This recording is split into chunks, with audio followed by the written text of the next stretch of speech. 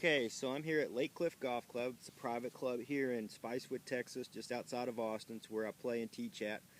And it's a beautiful day, as you can see. The building behind me is where we do our indoor training and all the good stuff, where we can do fitness and the biomechanics and the video and all that fun stuff. But right here, we're outside so we can work on a few things that I think are really important to progressing in any player's game, whether it be Tiger Woods, Rory McIlroy, down to or up to all the way, a player that's just starting the game and that just trying to get better. And those three things are what I call premature accelerations. And what that means is it's where players prematurely accelerate, and where it's really useless to do it, and it really costs you not only distance, it costs you, more importantly, the accuracy. So those three premature accelerations are going to be, get this out of the way.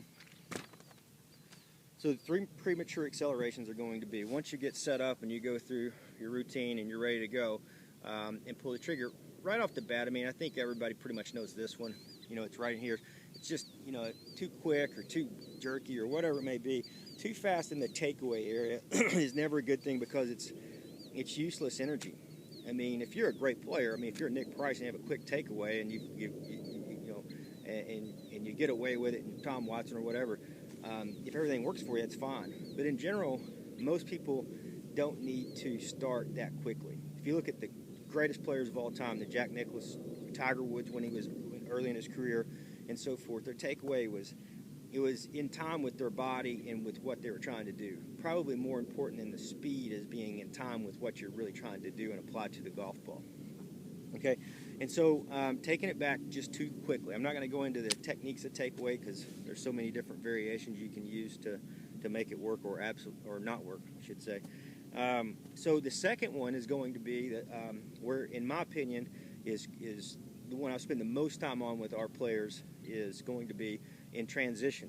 If you come into transition too quickly and out of transition too quickly, the odds of you being a good player go down substantially.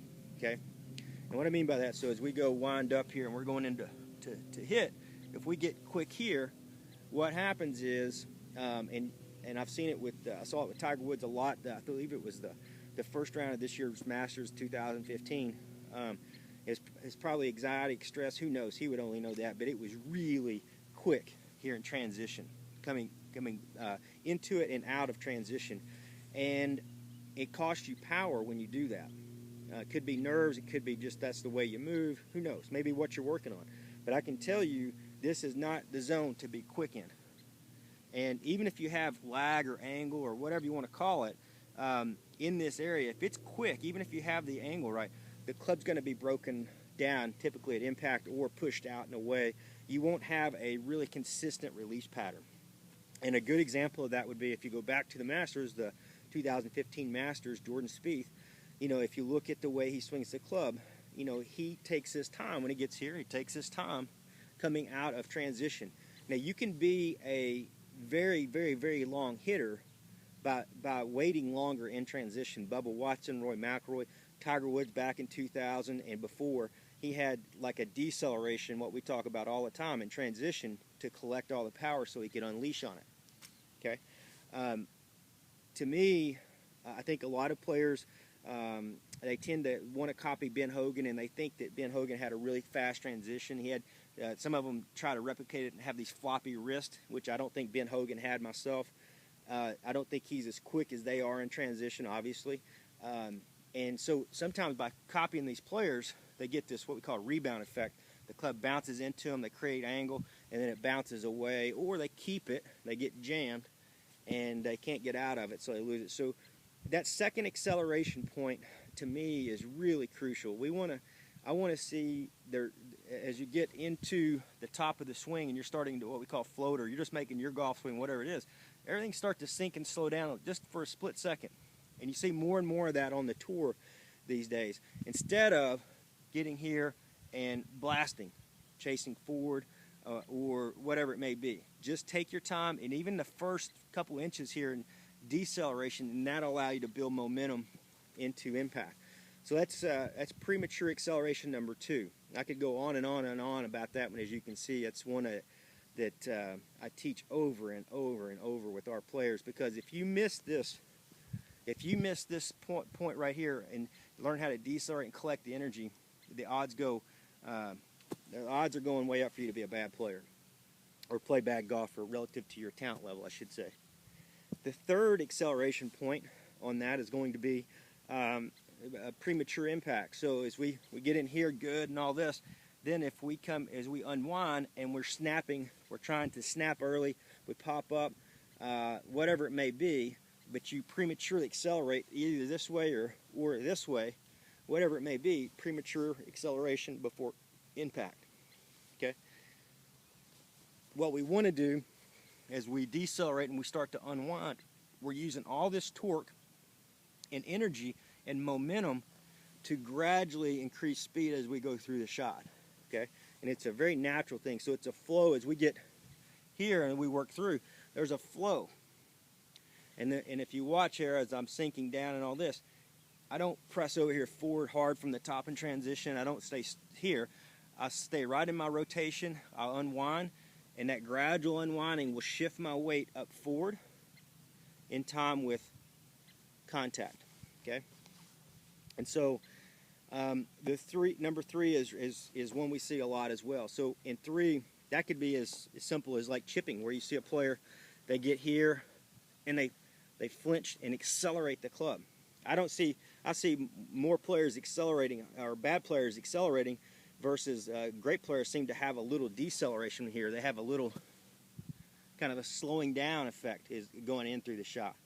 And some of them you can really see it, like John Daly, Bubba Watson, as they do short game, one because they have a little longer swing, but you see a tremendous amount of deceleration, which I love.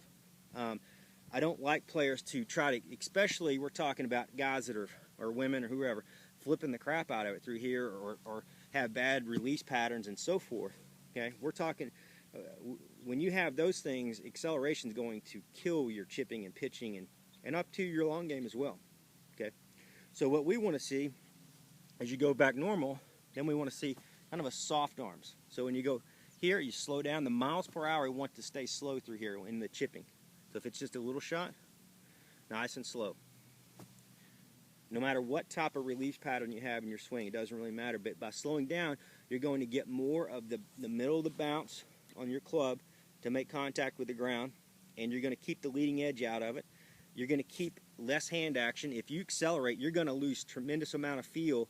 You won't be able to find what the club face is actually doing. Is it closing? Is it opening? Is it coming up, coming down? You're going to lose all this awareness, which is crucial into becoming a great player. You have to have feel and awareness. By decelerating, by training, when you get here and slowing down, I can feel everything about this club. I can feel the angle here. I can feel the bounce of the club hit the ground. I can feel the softness of my arms. I can feel everything. And then all of a sudden that gives you a tremendous amount of confidence. And as we teach, that confidence starts in small swings and works its way up through the scale from the small swing, the medium swing, into the big swing.